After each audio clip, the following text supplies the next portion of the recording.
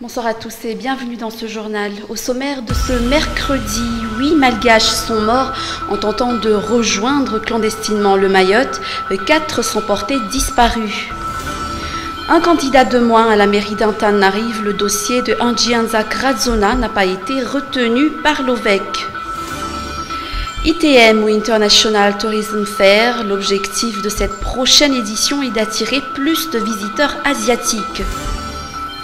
Et à l'international, l'Indonésie et la Malaisie sont d'accord pour fournir une assistance humanitaire aux migrants irréguliers encore en mer.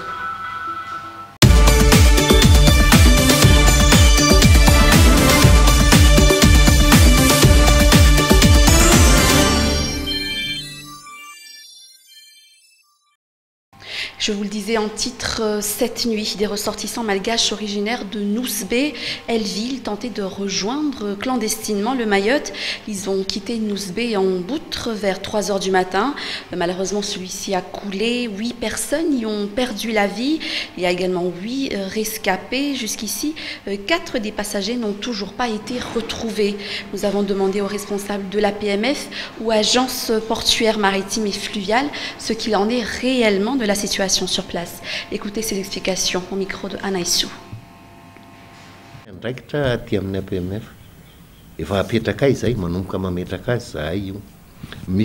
Dans une telle situation, la APMF n'est pas le seul responsable. Les transporteurs maritimes sont tout aussi responsables que la APMF, notant que la APMF ne possède que 17 postes dans tous les ports de Madagascar pour couvrir les 5500 km de côte. Voilà pourquoi certains bateaux arrivent à naviguer illégalement. Donc tous les bateaux en mer qui ne proviennent pas du port seront affligés par de lourdes peines.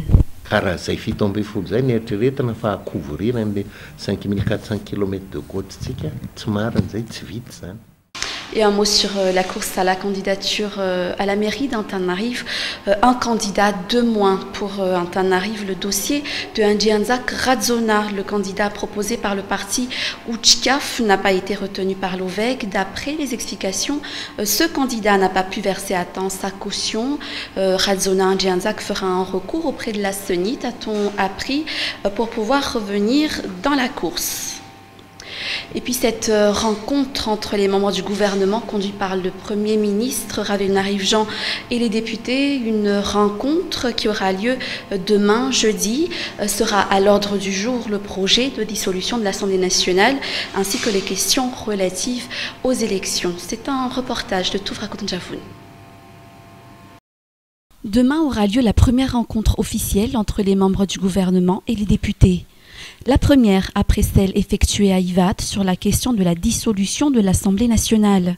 Une rencontre qui promet d'être mouvementée et qui va se concentrer sur l'évaluation des travaux effectués par l'exécutif. Nous demanderons à l'exécutif ce qu'ils ont fait de concret et eux, bien évidemment, feront état de leur bilan. Mais en général, chaque député de chaque district aura leur mot à dire sur la réalisation ou non des travaux annoncés au départ par les différents ministères. Il est de notre devoir en tant que voix du peuple de demander des explications sur ce qui n'a pas été réalisé et ce qu'il reste à faire.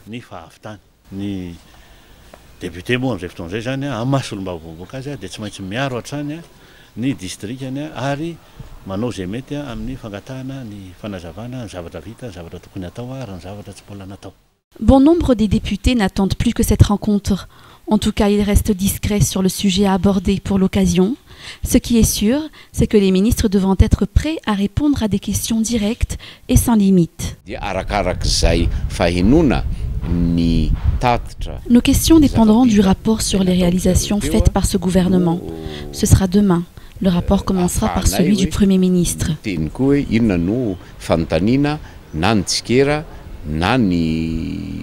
Les ministres ne pourront certainement pas échapper aux diverses questions sur les communales. Celui de l'Intérieur sera le premier à être ciblé par des critiques, étant donné les diverses dérives sur la préparation électorale. Et le Conseil des ministres a pris fin ce jour pour la Commission de l'océan Indien. Un 30e conseil qui a débuté le 18 mai dernier a été étudié de près les problèmes faisant entrave aux bonnes relations des îles de l'océan Indien. Les ministres se sont mis d'accord sur un point, la mise en place de l'Alliance Vanille, dont l'accord sera signé le 18 juin prochain. Au terme de la réunion également, la mise en place du centre de fusion et de traitement des informations maritimes, ainsi que la décision de consacrer un budget spécial assurant la sécurité alimentaire des habitants des îles de l'océan Indien. Sachez que le président de la République a assisté à l'ouverture de ce Conseil des ministres de la COI. Laurent Fabius, ministre des Affaires étrangères, était le grand absent de cette réunion. Il a été représenté par l'ambassadeur délégué français en charge de la coopération avec l'océan Indien. Pourquoi cette absence? Je vous propose d'écouter les explications. Je pense que chacun connaît l'agenda extrêmement chargé du ministre des Affaires étrangères de France et l'actualité internationale très lourde et tous ces dossiers très importants qu'il a gérés. Économie, pour continuer ce journal, faire venir plus de touristes asiatiques à Madagascar. C'est l'un des objectifs de la prochaine édition de l'ITM, ou International Tourism Fair. L'ITM qui se déroulera du 28 au 30 mai prochain à Nous. Pour l'occasion, 100 opérateurs touristiques seront présents à ce salon. Tovra Kutunjavoun et Zaranji Ansou étaient sur place. Les Asiatiques sont surtout connus pour leur passion du voyage et de découverte du monde. Et pourtant, ils ne sont que 3% à venir à Madagascar. Des experts chinois et japonais sont alors invités à assister au prochain Salon international du tourisme pour faire part de leur savoir-faire et de leurs expériences.